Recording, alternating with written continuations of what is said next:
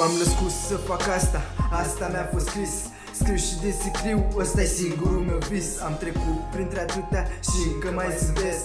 Firesc, toate trec, altele se ivesc. Am fost trădat, totuși n-am renunțat. Am dat-o de atâtea ori în bar. De zici că s-a atacat, n-am procedat corect. N-am zis că sunt perfect. Mă poți defini defect doar cu aspect. Mă uit la ce cer îndurare, nu mai pot să îndur. Rănesc ce iubesc și înjur tot ce înjur. În jurul meu e tristețe, sunt în apogeu. Am nevoie de un prieten, dar singurul sunt chiar eu. Pun bana în călimară și ies afară, prind un porumbel de aripi, aleg foaia cu o sfoară. În scrisoarea asta mi-am pus tot sufletul. Eu sunt expeditorul, destinatarul ești chiar tu.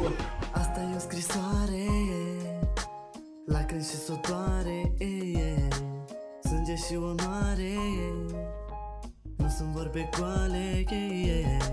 Asta e o scrisoare, lacrimi și sotoare, sânge și onoare, nu sunt vorbe goale.